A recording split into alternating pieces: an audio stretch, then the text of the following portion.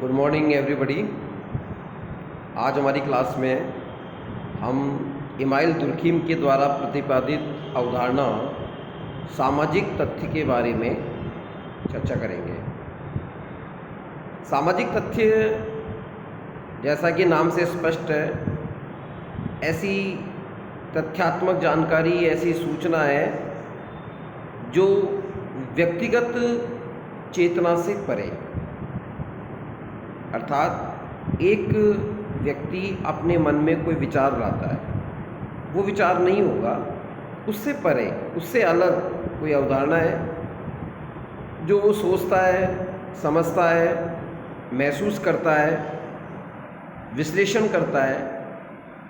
इस आधार पर ये सामाजिक तथ्य चिंतन की एक विशिष्ट प्रस्थापक अवधारणा के रूप में मानी जाती है। दुर्खीम ने सामाजिक तथ्य का विशेष अध्ययन किया है। The rules of sociological methods जो इनकी पुस्तक है, इस पुस्तक में इन्होंने विशद व्याख्या इसकी की है। परीक्षा के दृष्टिकोण से सामान्यतः छोटे प्रश्न बनते हैं। इसमें सामाजिक तथ्य का अर्थ क्या है, सामाजिक तथ्य को अवलोकन करने वाले नियम क्या हैं, क्या सामाजिक तथ्य को वस्तु की तरह देखा जाना चाहिए, और बड़े प्रश्नों में आता है कि सामाजिक तथ्य की व्याख्या करते हुए आलोचनात्मक परीक्षण कीजिए, इसके अवलोकन के नियमों के बारे में बताइए। तो आज की हमारी क्लास में हम कोशिश करेंगे इस बिंदु पर पूरा प्रकाश डाल सकें। सामाजिक तथ्य के संदर्भ में जब हम अध्ययन करते हैं तो यह दुर्खीम की अवधारणा 1895 में जो इनकी पुस्तक है the rules of sociological method से संबंधित है। हालांकि ऑगस्ट कॉम्ट व हर्बर्ट स्पेंसर के विचारों के विपरीत दुर्खीम ने समाजशास्त्र को अन्य सामाजिक विज्ञानों का केवल योग नहीं है बल्कि एक स्वतंत्र विज्ञान है, ऐसा माना। दुर्खीम समाजशास्त्र की अध्ययन वस्तु एकमात्र सामाजिक तथ्य को मानते हैं। उनका कहना है कि सामाजिक तथ्य ही समाजशास्त्र की वास्तविक अध्ययन वस्तु है। अर्थात यह कहना कोई अतिशयोक्ति नहीं होगी, हम ये मान लें कि सामाजिक तथ्य का अध्ययन करना अप्रत्यक्ष रूप से समाजशास्त्र का ही संपूर्ण अध्ययन करने के समकक्ष है। ये बताते हैं कि सामाजिक तथ्य वे तथ्य जो सामूहिक चेतना से संबंधित हो और व्यक्तिगत चेतना से स्वतंत्र हो। आज मान लीजिए एक व्यक्ति इच्छा प्रकट करे कि मुझे तो अपनी व्यक्तिगत इच्छा के अनुसार पेरिस की सैर करने के लिए जाना है, तो ये सामाजिक तथ्य नहीं होगा। लेकिन हिंदू मैथोडोलॉजी के अनुसार एक व्यक्ति जन भावनाओं को ध्यान में रखकर यह विचार बनाए कि भाई अपने शहर की एक बस लेके चलते हैं जिसमें बुजुर्ग लोगों को हम हरिद्वार और रामेश्वरम की तीर्थ यात्रा करा के लेके आएंगे। तो यह तीर्थ यात्रा का जो कंसेप्ट है वो व्यक्तिगत विचारधारा ना होकर सामूहिक विचारधारा का प्रतीक है। यदि कोई मुस्लिम युवक ये निर्णय करे कि वो अपने परिचितों को लेकर, अपने समाज के लोगों को लेकर हज की यात्रा में योगदान देगा, तो ये उसका सोचना यहाँ सामाजिक तथ्य है, क्योंकि इसका संबंध सामूहिक चेतना से है, व्यक्तिगत चेतना से नहीं है। और सामाजिक तथ्यों के दबाव से ही व्यक्ति एवं समूह व्यवहार करते हैं। एक तरीके से आप इसे यूँ मानिए, जैसे हम सड़क पर यात्रा कर रहे हो और सिग्नल पे लाइट आने पर हम उससे निर्देशित होते हैं कि लाल लाइट पे हमें रुकना है, हरी लाइट पे हमें चलते रहना है, और पीली लाइट पे हमें दाएं बाएं देख कर निकलना है कि कोई वाहन तो नहीं आ रहा है।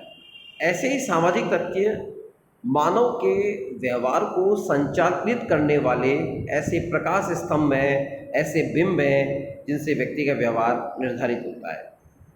सामाजिक तथ्य को परिभाषित करते हुए दुर्खीम लिखते हैं कि सामाजिक तथ्य व्यवहार, विचार, अनुभव या क्रिया का वह पक्ष है जिसका निरीक्षण वस्तुनिष्ठ रूप से संभव होता है और जो एक विशेष ढंग के व्यवहार को करने के लिए बाध्य करता है, प्रेरित करता है।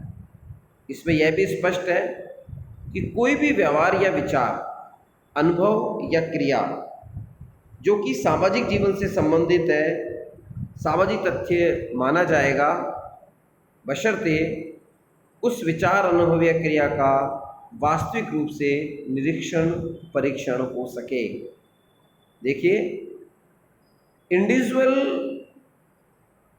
स्ट्रक्चर में एक व्यक्ति क्या विचार कर रहा है उसका प्रमाण नहीं है, उसका निरीक्षण नहीं हो सकता, मगर सामूहिकता के आधार पर वो क्या विचार बना रहा है, क्या क्रिया कर रहा है, उसके व्यवहार का परीक्षण हो सकता है। तो ये सामाजिक तथ्य की श्रेणी में आएगा।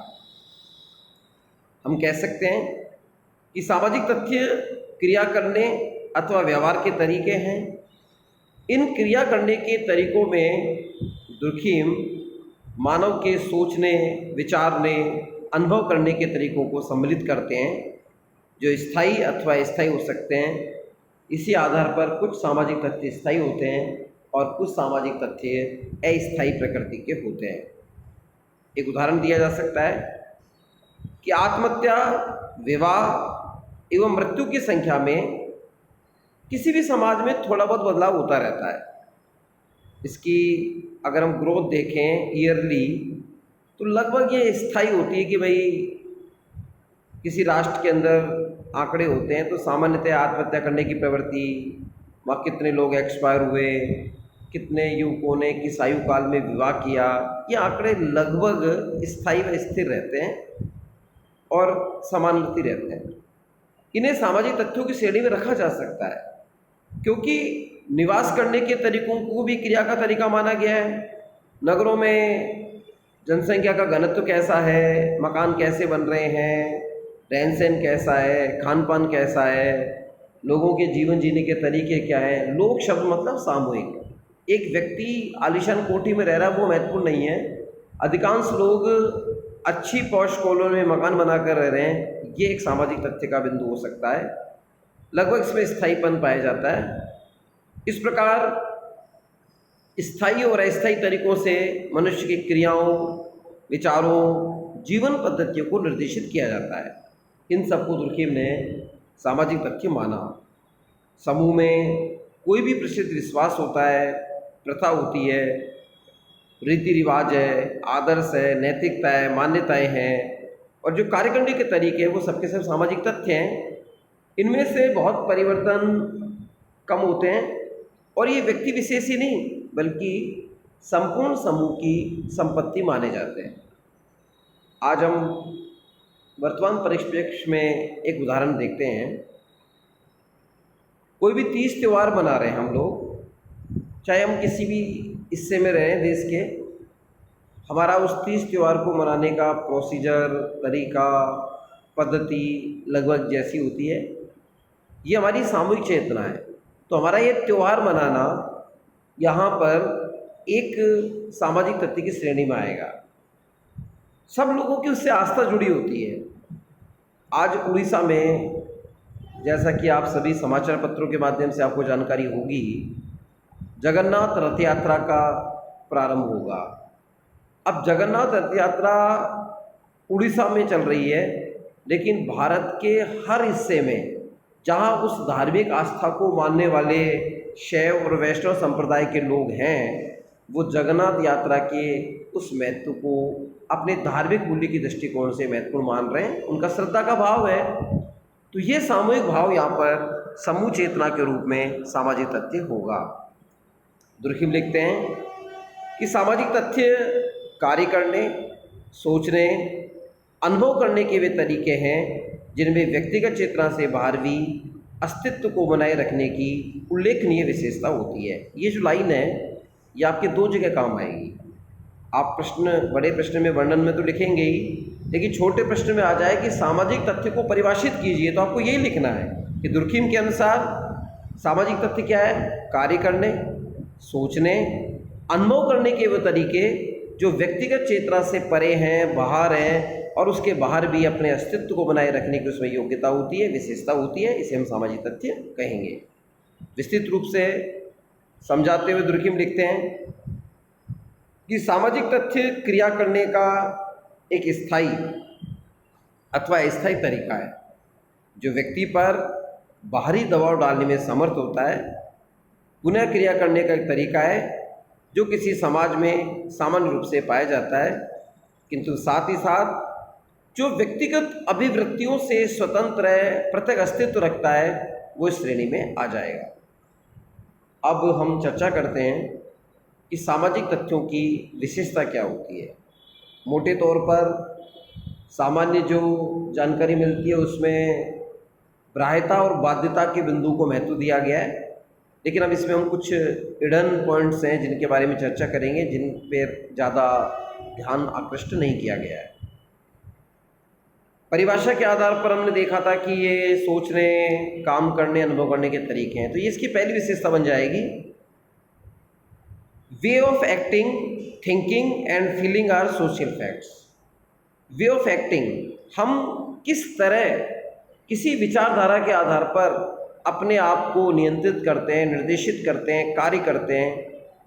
हमारा थिंकिंग का एरिया, सोचने का तरीका क्या है, हम कैसा फील करते हैं समाज को देखकर, ये फैक्ट्स में आएगा। आज भारत के बारे में कोई बात उठती है तो एक जनरल थीम क्या आएगी? वसुधैव कुटुंबकम। भाई भारत के अंदर स्त्री का सम्मान है, परोपकार किया जाता है, अतिथि देवो भव की परंपरा है। तो ये हमारा थिंकिंग है, सोचने का तरीका है, डेट इज सोशल फैक्ट्स। हम लोग किसी कार्य को कैसे कर रहे हैं, दिवाली पूजने का हमारा तरीका क्या है, ओणम पूजने का तरीका क्या है, बैसाखी पर हम किस तरह प्रोसेस में किसी क्षेत्र विशेष में परंपराओं का निर्वहन करते हैं, हमारा ये एक्सपीरियंस इसमें जुड़ा हुआ है, ये सोशल फैक्ट होगा। सामाजिक तथ्यों की दुर्खिम की दी गई परिभाषा से स्पष्ट है कि सामाजिक तथ्य समाज अथवा समूह में काम करने का, सोचने का, अनुभव करने का तरीका है। विद्यार्थी यहाँ भ्रमित ना हो कि आप सोचें कि भाई जो हमने सोच लिया वो सामाजिक तथ्य है। इसमें महत्वपूर्ण चीज़ क्या है कि आप जो सोच रहे हैं, जो आप विचार कर रहे हैं, या आपको जो अनुभव होता है, ये आपकी व्यक्तिगत चेतना से परे होना चाहिए, कॉमन इसमें होना चाहिए। आप अपने इच्छा से कहीं पर्यटन करने गए, एक आप अपने साथियों के साथ कॉलेज के टूर में गए, दोनों में फ़र्क है। टूर में समूह भावना होगी, वहाँ आपकी व्यक्तिगत विचारधारा से परे जाकर विचार किया जाएगा, और व्यक्तिगत घूमने में आपका अलग पर्यटन होगा। इस अंतर को यदि आप समझ पाएँ तो बेशक सामाजिक तथ्य को समझ पाएंगे। उदाहरण के लिए, एक व्यक्ति अपने विवाह के बारे में सोचता है और वह यह भी सोचता है कि जीवन साथी का चुनाव उसके परिवार, वर्ग, जाति, शिक्षा, व्यवसाय, आर्थिक स्थिति के अनुरूप हो, उसके अकॉर्डिंग हो। उसमें सोच पर भी सामाजिक दबाव है, और उस सोच पर जो सामाजिक दबाव हुआ वो उसका सोशल फैक्ट है। यानी आदमी शादी कर रहा है तो उसके दिमाग में क्या प्रेशर है कि भाई एक तो कास्ट में ही करे, उसके परिवार की प्रतिष्ठा के अनुसार करे, एजुकेशन लेवल लगभग बराबर हो, और आर्थिक स्थिति भी समकक्ष हो, उसी से समाज उसे प्रतिष्ठा देगा। तो यह दबाव उसके ऊपर रहा तो फिर अपने विवाह को करना चाहेगा, तो ये सामाजिक तथ्य की श्रेणी में आएगा। समाज ही सामाजिक तथ्य की उत्पत्ति का स्रोत होता है। हम सामाजिकरण की प्रक्रिया के द्वारा अनेक प्रकार के व्यवहार को करना सीखते हैं। कौन सा कार्य उचित होगा, कौन सा अनुचित है, किस कार्य को करने के बाद हमारी आलोचना होगी, किस कार्य को करने के बाद हमारी प्रतिष्ठा में इजाफा होगा, यह सब पूर्व निर्धारित समाज की जो व्यवस्थाएं हैं उनमें निश्चित होता है। किस अवसर पर हम कैसा व्यवहार करेंगे, किस प्रथा को अपनाएंगे, इसके द्वारा हम नियंत्रित भी होते हैं और निर्देशित भी होते हैं। इसलिए ये सभी सामाजिक तथ्य कहलाते हैं। सामाजिक तथ्य का प्रभाव व्यक्ति पर इतना अधिक होता है कि उसकी संपूर्ण अनुभूति भी सामाजिक तथ्यों के अंतर्गत आ जाती है।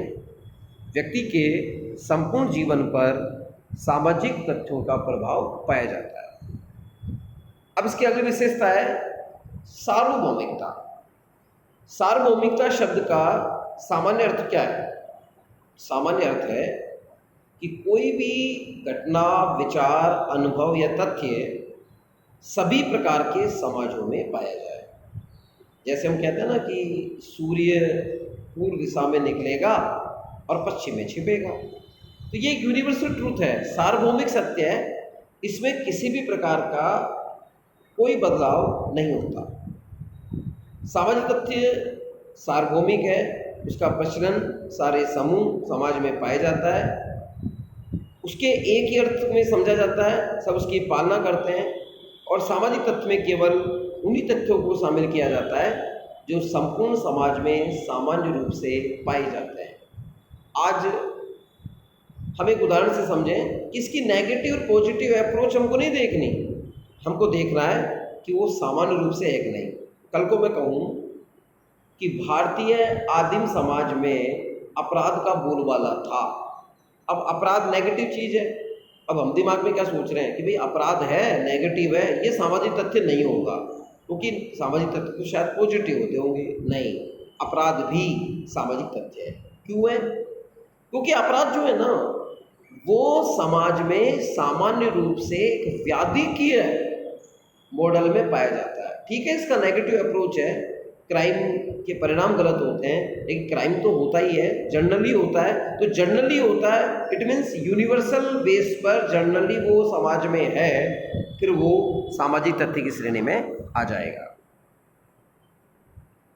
इसकी जो सामाजिक उत्पत्ति है, तथ्य क्यों कैसे होगी? सामाजिक तथ्य व्यक्ति की व्यक्तिगत चेतना की उपज नहीं है, मतलब एक आदमी का विचार नहीं है, ये सामूहिक चेतना का परिणाम है। इसकी उत्पत्ति समाज में, समाज के द्वारा समाज से होती है। इसका विकास समाज के इतिहास से जुड़ा हुआ है। जैसे हम कहें कि जैसा समाज होगा, सामाजिक तथ्य का मिजाज भी वैसा ही होगा, उसके अनुरूप ही सामाजिक तथ्य होंगे। यहाँ एक हास्य का उदाहरण मेरे दिमाग में आ रहा है कि लखनऊ में चाहे हिंदू हो, चाहे मुस्लिम हो, चाहे सिख हो, या किसी भी धर्म संप्रदाय को मानने वाला व्यक्ति हो, आप वहाँ जाएंगे तो जनरली वह आपसे कहा जाएगा आदाब। अब हिंदू है, सामने कोई भी व्यक्ति उससे कह रहा है आदाब, तो वह नमस्कार करने का तरीका मुस्लिम संस्कृति से प्रभावित है। और मुस्लिम संस्कृति का वहाँ पर कहते हैं ना, लखनऊ के नवाब, लखनऊ की मुस्लिम संस्कृति की विशेषता, वो इतना ज़्यादा सामाजिक तथ्य लोगों के दिमाग में घर कर गया कि वो ये जानता है कि भले ही सामने वाला हिंदू हो, लेकिन वो आदाब बोलकर उसको अभिवादन का तरीका करता है। दूसरा उदाहरण भी है, ब्रज क्षेत्र में सामान्यतः गोवर्धन की परंपरा होती है। अब चाहे वहाँ जैन चला जाए, चाहे मुस्लिम चला जाए, चाहे वहाँ हिंदू हो या हिंदुओं भी कई डिवीज़न में कोई भी हो, वहाँ जनरली नमस्ते करने अभिवादन का तरीका क्या है? राधे राधे। अब राधे राधे ये अभिवादन का तरीका और ये सामाजिक तथ्य है, क्योंकि लोगों के द्वारा अंगीकृत किया जा चुका है, उसको स्वीकार किया जा चुका है, और वो किसी एक व्यक्ति का विचार नहीं है, वो सामान्य विचार है। वहाँ कई लोग सामान्य बोलचाल की भाषा में तकिया कलाम के रूप में भी राधे राधे इस शब्द का प्रयोग कर देंगे। तो ये जो प्रयोग किया गया है, ये जो मिजाज है, ये इसकी प्रवृत्ति है, ये सामाजिक तथ्य है। इसका और ऑथेंटिक एग्जाम्पल मैं लूँ कि भारत में महिलाएं प्राय घूंघट निकालती हैं, पर्दा प्रथा है, जबकि यूरोपियन कल्चर में ऐसा नहीं है, वहाँ की सोसाइटी में पर्दा नहीं होता। अभिवादन के लिए हम लोग पाँव छूते हैं, नमस्कार करते हैं, जय राम जी की, जय कृष्ण, गुड मॉर्निंग शब्दों का प्रयोग करते हैं। ये सामाजिक तथ्य है, क्योंकि इनकी उत्पत्ति किसी व्यक्ति विशेष की देन नहीं है, ये पूरे समाज का एक योगदान है, समाज की देन है। समाज में बार बार दोहराए जाने के कारण, रिपीट होने के कारण ये स्थायी हो जाते हैं, और इन स्थायित्व कारण ही इसमें तीव्र गति से परिवर्तन होता है। अब प्रश्न है नेक्स्ट विशेषता के रूप में ब्राह्यता, जो हमने स्टार्ट किया था कि ब्राह्यता और ब्राह्यता, एक तो है बाध्यता, एक ब्राह्यता, ये दोनों इसके गुण होते हैं। लेकिन मैंने इसमें उत्पत्ति के बारे में भी देखा, सामाजिक चेतना के संदर्भ में भी देखा। ब्राह्यता का अर्थ क्या है कि सामाजिक तथ्य की विशेषता है कि सामाजिक तथ्य समाज के व्यक्तिगत सदस्यों से स्वतंत्र और बाहर होते हैं। इनका विकास समाज में व्यक्तिगत स्तर पर नहीं होता, बल्कि सामूहिक स्तर पर होता है। सामाजिक तथ्यों की उत्पत्ति सामूहिक चेतना से होती है। यही गुण इसे व्यक्तिगत तथ्यों से पृथक कर देता है, इससे अलग कर देता है, और इसीलिए कहते हैं कि इसमें ग्राह्यता का गुण होता है। इसको आप साइंटिफिक आधार पर देखिए, जिस प्रकार पानी हाइड्रोजन और ऑक्सीजन से मिलकर बनता है, फिर भी पानी ना तो हाइड्रोजन है ना ऑक्सीजन है, मतलब पानी का गुण तो अलग ही है ना। उसमें कोई हाइड्रोजन जैसा हल्कापन भी नहीं है जो हवा में उड़ता रहे, और ऑक्सीजन जैसी विशिष्ट उसमें ज्वलनशीलता भी नहीं होती, बल्कि पानी बुझाने के काम आता है, लेकिन बना वो हाइड्रोजन ऑक्सीजन से है, H2O। पानी इन दोनों से पृथक और स्वतंत्र अस्तित्व रखता है। सामाजिक तथ्यों का निर्माण भी समूह के सदस्यों की सामूहिक पारस्परिक अंतःक्रिया के परिणाम स्वरूप होता है, किंतु उसका अस्तित्व व्यक्तिगत तथ्यों से अलग है। जैसे मनुष्य के मन में विचारों का जन्म हुआ, अनेक प्रकार की कोशिकाओं की पारस्परिक अंतःक्रिया के कारण हुआ, और भिन्न प्रकार की अंतःक्रिया के कारण सामूहिक चेतना, सामूहिक विचारों का जन्म होता है। फिर भी उसका अस्तित्व व्यक्ति विशेष की चेतना से बाहर पृथक होता है। वे किसी व्यक्ति के व्यक्तिगत संपत्ति नहीं होते। सोचने का, विचार करने का, अनुभव करने का, कार्य करने का तरीका समाज में पहले से ही विद्यमान है, पहले से सिस्टम सेट है। कोई भी धार्मिक विचार, विश्वास, प्रथा, नियम, नैतिकता आदि सामूहिक चेतना के ही उपज होते हैं, अतः व्यक्ति की शक्ति और अधिकार से परे हैं। इसलिए इन्हें सामाजिक तथ्यों की श्रेणी में गिना जाता है। सामाजिक तथ्यों पर वैज्ञानिक के व्यक्तिगत विचारों का प्रभाव नहीं पड़ता, ये व्यक्ति के नियंत्रण से अलग वाली एक वस्तु है। अब है बाध्यता। सामाजिक तथ्यों की एक विशेषता यह भी है कि इसका पालन व्यक्ति के लिए बाध्यता मूलक है, यानी तुझे करना ही करना होगा, नहीं करेगा तो दंड मिलेगा। उसकी उत्पत्ति व्यक्तिगत चेतना से नहीं होती, बल्कि सामूहिक चेतना का परिणाम है। अतः व्यक्ति के लिए दबावकारी काम करता है। व्यक्ति के बाहर की वस्तु होने के कारण ये एक विशिष्ट प्रकार का व्यवहार करने के लिए दबाव डालते हैं, और कहा जाता है कि सामाजिक तथ्यों के पीछे समाज व समूह की शक्ति होती है। एक शक्ति के प्रभाव एवं दबाव के कारण ही व्यक्ति उसके अनुरूप आचरण करता है। इसको निष्कर्ष में हम कहें तो जैसा समाज चाहता है, निर्देश देता है, सामाजिक दबाव या शक्ति व्यक्ति से बाहर की वस्तु और व्यक्ति से श्रेष्ठ होती है। व्यक्ति उसके सामने नतमस्तक होता है, ऑर्डर फॉलो करने वाला व्यक्ति बन जाता है, झुकता है, समाज के नियमों आदेशों को सिरोधारी करता है। समाज की शक्ति का पता सामान्य जीवन और सामान्य स्थिति में नहीं लगता, वरन उस समय लगता है जब हम उसका विरोध करते हैं, उसे नकारते हैं या उसका उल्लंघन करते हैं।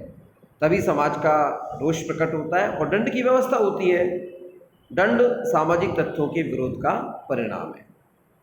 दुर्खिम ने सामाजिक तथ्य की ग्राह्यता और बाध्यता को प्रकट करने के लिए अनेक उदाहरण दिए, जो क्रमशः हैं। दुर्खिम ने व्यक्तिगत और सामूहिक मस्तिष्क में भेद किया। राष्ट्रीय संकट के समय राष्ट्रीय सुरक्षा की भावना व्यक्तिगत भावना से प्रबल होती है, और व्यक्तिगत भावना के आधार पर बलिदान करने वाले व्यक्तियों की संख्या राष्ट्रीय भावना से प्रेरित होकर बलिदान करने वालों से कम होती है। व्यक्ति के व्यक्तिगत विचार, मनोभाव और क्रियाओं में शीघ्र ही परिवर्तन आ जाता है, किंतु सामाजिक तथ्यों में परिवर्तन बहुत कम होता है। यही कारण है कि किसी भी देश में आत्महत्या, विवाह और मृत्यु दर में वार्षिक घटत बढ़त में बहुत कम होती है, यानी स्थिरता पाई जाती है। दुर्खिम के अनुसार नैतिकता एक सामाजिक तथ्य है और सामूहिक चेतना इसके उल्लंघन पर नियंत्रण लगाती है। नैतिकता के उल्लंघन पर समाज दंड की व्यवस्था भी करता है। अब वो अलग बात है कि वो दंड कठोर है या सामान्य है। समाज के कानून, प्रथाएं, परिपाटियाँ, ये सब सामाजिक तथ्य हैं। यदि हम इन सब का विरोध करते हैं, अवमानना करते हैं, तो हमें दबाव महसूस होता है और समाज हमें ऐसा करने से रोकता है। हमसे क्षति हो गई है तो समाज हमसे क्षतिपूर्ति की मांग करता है। कोई हमसे नुकसान हुआ तो समाज कहेगा भैया बदले में कुछ दो। और यदि पूर्ति संभव न हो तो समाज उसके लिए दंड निश्चित करता है। दुर्कीम कहता है कि यदि मैं समाज की परिपाटियों को स्वीकार नहीं करता हूँ, अपनी वेशभूषा, अपने देश, वर्ग के प्रचलित रीति रिवाजों को नहीं मानता हूँ, तो जिस उपहास का पात्र मुझे बनाया जाता है, जिस प्रकार समाज से मुझे पृथक रखा जाता है, यह दबाव अप्रत्यक्ष होते हुए भी प्रभावपूर्ण होगा। मेरे लिए यह आवश्यक नहीं कि मैं देशवासियों से फ्रांसीसी में बात करूं, प्रचलित मुद्रा का प्रयोग करूं, किंतु इसके विपरीत कार्य करना मेरे लिए संभव नहीं है। आप इसको यूँ समझें, इसने फ्रांस के उदाहरण से बताया, मैं हिंदुस्तान के उदाहरण से बता रहा हूँ। कोई व्यक्ति हिंदुस्तान की परंपराओं के अनुसार रहेगा तो उसे संविधान के नियमों के अनुसार चलना होगा। अब संविधान कोई व्यक्ति का विचार तो है नहीं, सामूहिक विचार है जिससे पूरे देश की वैधानिक, कार्यपालिका, न्यायपालिका सब संचालित होती है। तो यदि हम संविधान के अनुसार कार्य कर रहे हैं, उसके अनुसार व्यवहार कर रहे हैं, तो संविधान के अनुसार करना व्यवहार सामाजिक तथ्य की श्रेणी में आएगा। हम पर यह प्रेशर है, दबाव है कि हम उसके अनुरूप कार्य करें, और यदि हमने उसके विपरीत कार्य कर दिया तो हमारे दिमाग में क्या रहेगा कि भाई हमने कुछ गलती की है, अब निश्चित तौर पर हमें आईपीसी की धारा या संविधान उल्लंघन के कारण दंड भी मिल सकता है। और दंड पहले से निश्चित है, लिखित अवस्था में है, तो व्यक्ति उसके अप्रत्यक्ष दबाव के कारण व्यक्तिगत चेतना से कार्य नहीं करता, बल्कि संवैधानिक परंपराओं के अनुसार निर्वहन करता है। दुर्कीम ने कहा कि सामाजिक तत्वों की बाध्यता को कई बार प्रत्यक्ष रूप से देख नहीं सकते, किंतु अप्रत्यक्ष रूप से वे बाध्यकारी होते हैं। इसे स्पष्ट करने के लिए दुर्कीम ने समाजीकरण और शिक्षा का उदाहरण दिया है, जिनको हम क्रम से देखते हैं। समाजीकरण और शिक्षा के द्वारा हम बच्चे पर कार्य करने, अनुभव करने, देखने और विचार करने के तरीकों को थोपते ही हैं। प्रारंभ से ही बच्चे का नियमित समय पर खाना पीना, सोना बैठना ये चलता रहता है, उसे सिखाते रहते हैं, उसे बाध्य करते हैं। हम उसे स्वच्छता के बारे में, शांति, आज्ञाकारिता के बारे में समझा कर बाध्य कर देते हैं, और उसे दूसरों के प्रति अच्छे विचार रखने, परंपराओं के हिसाब से काम करने, रिवाजों का सम्मान करना सिखाते हैं, और जब काम करने की आवश्यकता होती है तो उसका महत्व बताते हैं। इन सब प्रतिबंधों की बाध्यता का अनुभव होने के कारण ही ये बाध्यता धीरे धीरे बच्चे की आदत बन जाती है, और शिक्षा का उद्देश्य भी यहाँ समाजीकरण की श्रेणी में आ जाता है।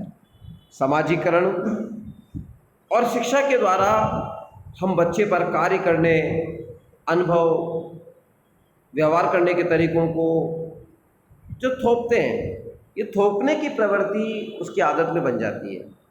अब मान लो किसी बच्चे को आपने समझाया कि भाई गुरुजनों का सम्मान करो, माता पिता के पैर छुओ, सुबह आपको जल्दी उठना है, और यदि आप ऐसा करते हो तो आपको सब प्रशंसा करेंगे, वेरी गुड, आपने अच्छा कार्य किया। अपने कोई अतिथि आएगा तो अपन क्या कहेंगे, हमारा बेटा 6 बजे उठ के नहा लेता है, पूजा करता है, सबको नमस्ते करता है। आपकी वैल्यू बन रही है, और आपके ऊपर ये थोपा गया है, आपको समझाया गया है, तो आपकी आदत बन गई। और यदि आप इसके विपरीत कर देंगे तो आप आलोचना का शिकार होंगे। आपको टोंट में क्या कहा जाएगा, ये हमारे नवाब साहब हैं 8 बजे उठते हैं। अब ये टोंट क्या है, ये टोंट, ये व्यंग्य इस बात का है कि आपको लज्जित किया जा रहा है कि भैया तुमने समाज की बनी हुई व्यवस्था के अनुसार व्यवहार नहीं किया।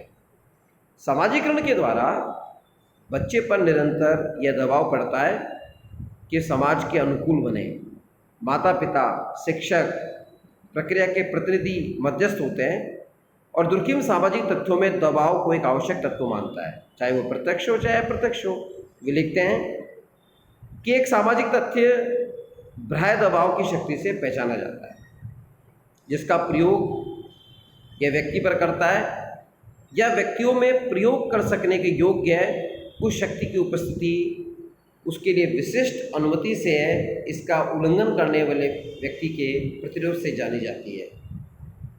उपयुक्त विवेचन से स्पष्ट है कि दुर्कीम ने सामाजिक तथ्यों की विस्तृत व्याख्या की।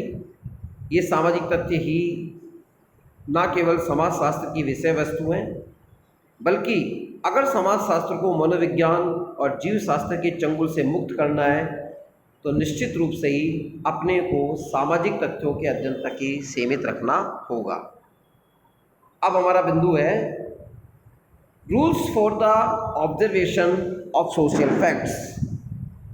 सामाजिक तथ्यों के अवलोकन के नियम क्या होते हैं? सामाजिक तथ्यों की व्याख्या के लिए सबसे पहले तो हमें समझना है कि दुर्खिम ने वैज्ञानिक पद्धति के प्रयोग पर बल दिया है। समाजशास्त्र को एक व्यवस्थित और वैज्ञानिक विज्ञान के रूप में प्रतिष्ठित करने के लिए दुर्खिम प्राकृतिक विज्ञानों की अध्ययन पद्धति को अपनाना आवश्यक मानते हैं। सामाजिक तथ्यों के वैज्ञानिक अवलोकन के लिए हमें निष्पक्ष और तटस्थ होकर उसका अध्ययन करना होगा, जैसा कि प्राकृतिक विज्ञानों के अध्ययन के दौरान किया जाता है। सामाजिक तथ्यों के अध्ययन में अध्ययनकर्ता के अपने व्यक्तिगत विचार, राग, द्वेष आदि का प्रभाव नहीं पड़ना चाहिए। सामाजिक तथ्यों का वैज्ञानिक और निष्पक्ष अध्ययन कैसे किया जाए, इसके लिए दुर्खिम ने कुछ नियमों की व्याख्या की है, उल्लेखित किया है, जो क्रमशः अग्रांकित है।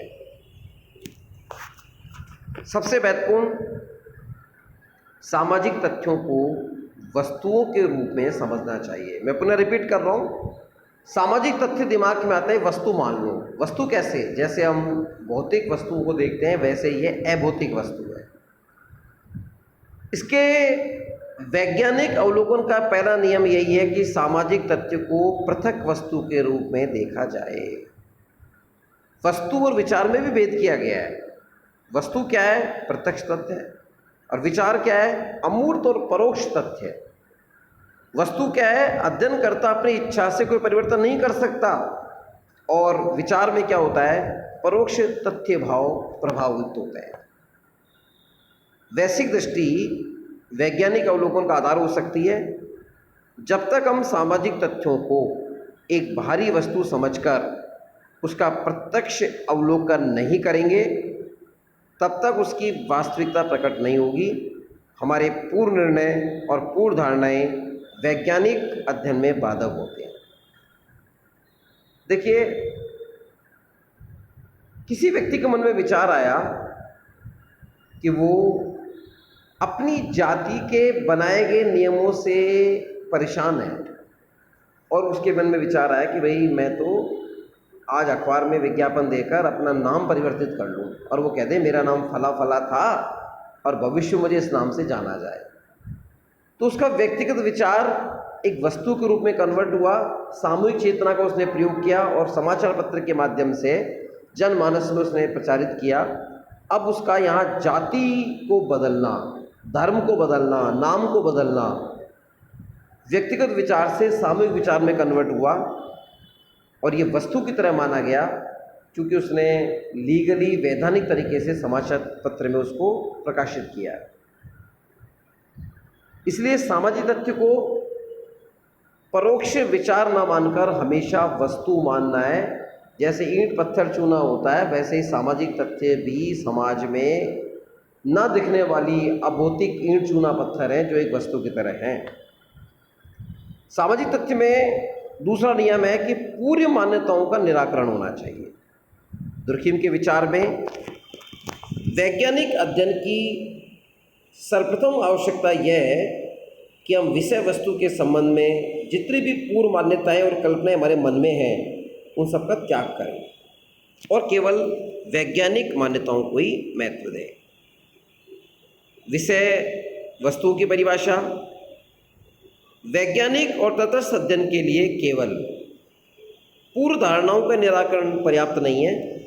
एक समाजशास्त्री को अपने विषय वस्तु की भी स्पष्ट व्याख्या करनी चाहिए।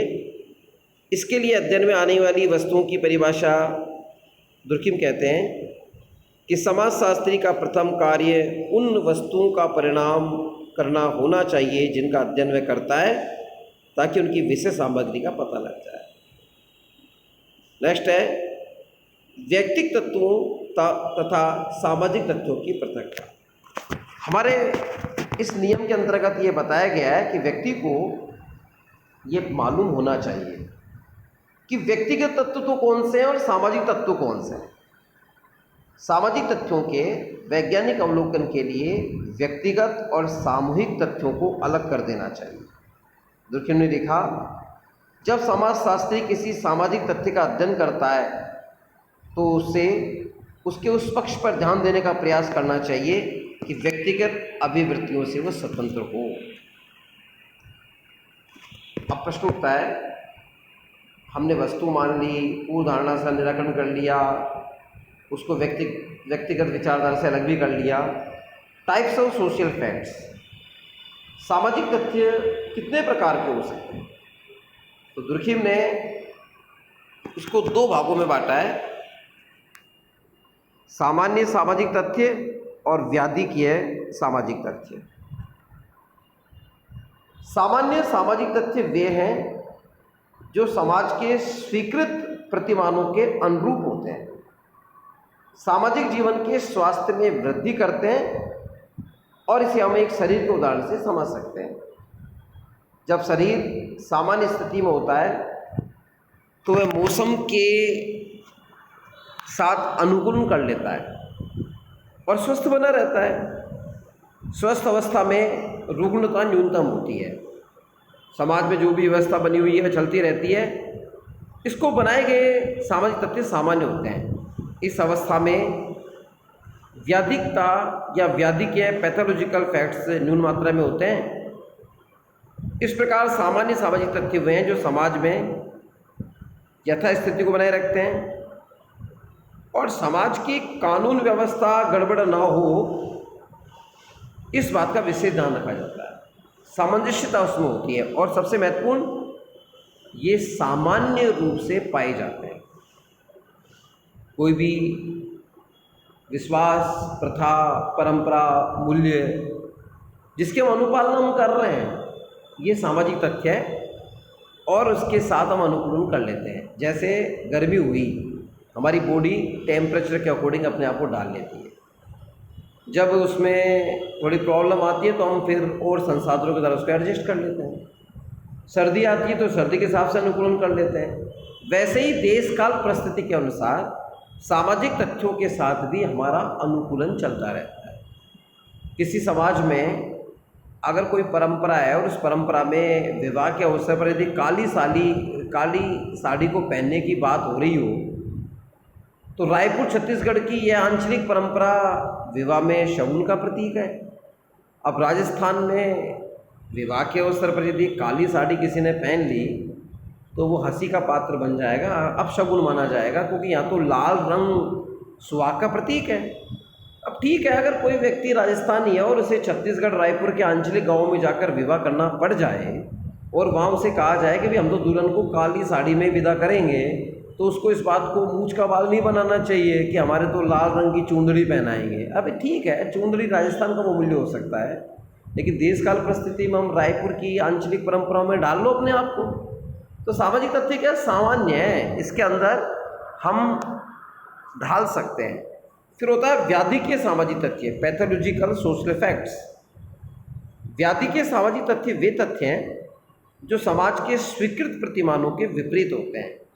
समाज में रुग्णता, असमंजसता, प्रॉब्लम क्रिएट करते हैं और समाज के स्वास्थ्य के लिए हानिकारक होते हैं। जैसे अपराध, बाल अपराध, डकैती, वेश्यावृत्ति, आत्महत्या, ये सभी व्याधिकीय सामाजिक तथ्य हैं। जब समाज के अंदर व्याधि के तथ्य बहुत अधिक बढ़ जाते हैं तो समाज का सामान्य जीवन ठप हो जाता है। दुर्कheim कहते हैं कि समाजशास्त्र की विषय वस्तु की परिभाषा करने के लिए हमें इन दोनों प्रकार के तथ्यों को सम्मिलित किया जाना चाहिए, क्योंकि चाहे वो व्याधि की हो चाहे सामान्य हो, दोनों का बराबर का महत्व तो होता ही है। अब इसका हम आलोचनात्मक मूल्यांकन देख लेते हैं। ऑनलाइन क्लासेस का यूट्यूब पर सबसे बड़ा फ़ायदा यही है, अगर टॉपिक लंबा हो रहा हो तो हम अपनी सुविधा के अनुसार उसको आगे पीछे करके सुन सकते हैं, समझ सकते हैं।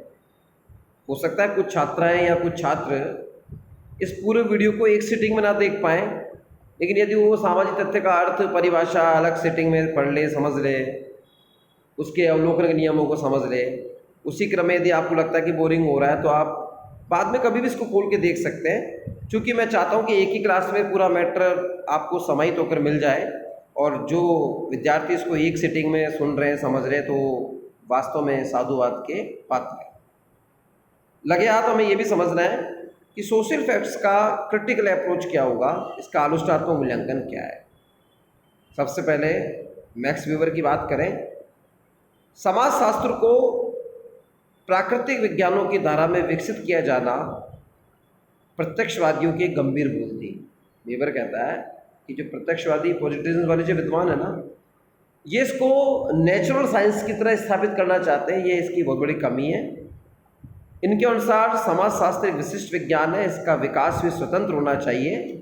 प्राकृतिक विज्ञानों के अनुसरण से इसे गहरी क्षति हुई है। मतलब हमें बॉटनी, जूलॉजी, केमिस्ट्री की तरह कॉपी नहीं करना भाई। सोशल साइंस है, और सामाजिक तथ्यों को समाज का विज्ञान मानने का जो प्रोसीजर है वो अलग मुद्दा है। इसको नेचुरल साइंस की तरह ना माना जाए। मैक्स वेबर ने इस आधार पर इसकी आलोचना की है। आलोचकों का कहना है कि सामाजिक तथ्य की दो विशेषता, ग्राह्यता और बाध्यता, सभी प्रकार की सामाजिक घटनाओं के अध्ययन हेतु उपयुक्त नहीं है।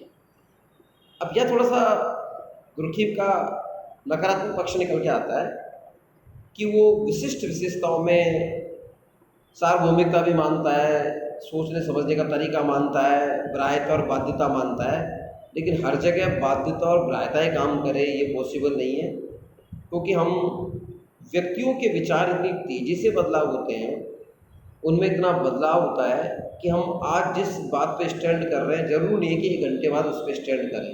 कहते हैं ना, मुखौटों वाली ज़िंदगी है। आदमी करता क्या है, उसके मन में क्या चलता है, और पब्लिकली उसका फेस क्या कर रहा होता है, इन तीनों प्रतिक्रियाओं में बहुत बड़ा अंतर है। तो सामाजिक तथ्य को व्यक्तिगत चेतना से परे मानकर हम बाध्यता के मूलक माने, ग्राह्यता मूलक माने, ये हर कंडीशन में उपयुक्त नहीं होगा। इस आधार पर आलोचना की गई है। दुर्खीम को आधुनिक समाजशास्त्र का पिता कहा जाता है। वे प्रत्यक्षवादी विचारधारा के विचारक हैं। उन्होंने सामाजिक तथ्य के द्वारा समाजशास्त्र में 2 महत्वपूर्ण योगदान दिए। वो कहते हैं कि पहला एक स्वतंत्र विषय है, इसे विज्ञान के रूप में मान्यता मिली, और दूसरा है कि सामाजिक तथ्य के रूप में एक स्वतंत्र चिंतन की परिकल्पना कर सकते हैं। दुर्खीम का सामाजिक तथ्य का सिद्धांत समाजशास्त्र को विज्ञान के रूप में मान्यता दिलाने के लिए एक अनिवार्य कदम के रूप में देखा जा सकता है। इसके अलावा इसके यदि हम आलोचनात्मक बिंदुओं के बारे में देखें तो इसके बारे में यही कहा जाता है कि भाई सोशल फैक्टर ना एक सोशल करंट उत्पन्न करते हैं। अब ये सोशल करंट जो होता है ये दिखाई नहीं देता। ये सोशल करंट वैचारिक पृष्ठभूमि के आधार पे भी होता है, और इसके अंदर सबसे महत्वपूर्ण चीज़ क्या आ रही है? सबसे महत्वपूर्ण चीज़ इसमें यह है कि सामाजिक धारा, जैसे इलेक्ट्रॉनिक कोई भी उपकरण चलाते हैं और वो बिजली के करंट से चलता है, और बिजली का करंट हमें दिखाई नहीं देता, वैसे ही हमारे आम जीवन में एक सोशल करंट होता है। ये सोशल करंट हमको दिखाई तो नहीं देता, लेकिन प्रभावित बहुत करता है। मान लीजिए उड़ीसा में बाढ़ आ गई, हम तो राजस्थान में हैं, लेकिन राजस्थान का व्यक्ति सामाजिक तथ्य की जन भावना के आधार पर सोचता है कि उड़ीसा हमारे भारत का हिस्सा है और वहाँ के लोगों को बाढ़ का सामना करना पड़ रहा है, तो ऐसी स्थिति में हमको सहयोग करना चाहिए। हम क्या कर रहे हैं? कपड़े दान कर रहे हैं, अन्न भेज रहे हैं, हम लोग चैरिटी कर रहे हैं। तो ये चैरिटी का करंट कहाँ से आया? डेट इज सोशल करंट, जो हमें महसूस कराता है कि भाई आज वहाँ जो समस्या आई है कल को हमारे भी आ सकती है, वो हमारे भारत का अभिन्न हिस्सा है, और ऐसी स्थिति के अंदर हम पर कभी संकट आएगा तो ये लोग सहयोग करेंगे, ऋण पा रहा है तो हमको करना चाहिए। ये भावना यदि पैदा हो गई तो ये आपकी इंडिविजुअल आइडियोलॉजी की डिफरेंट है, व्यक्तिगत विचारधारा के अलग है, और ये सामूहिक चेतना के आधार पर बताया जा रहा है। तो इस स्थिति में यह एक सामाजिक तथ्य होगा। इस चैप्टर में सामाजिक तथ्य क्या है, अवलोकन के नियम और क्रिटिकल अप्रोच के बारे में हमने चर्चा की। आशाहीन पूर्ण विश्वास है आप इससे लाभान्वित होंगे और आपके परीक्षा के दृष्टिकोण से ये जानकारी महत्वपूर्ण होगी। धन्यवाद।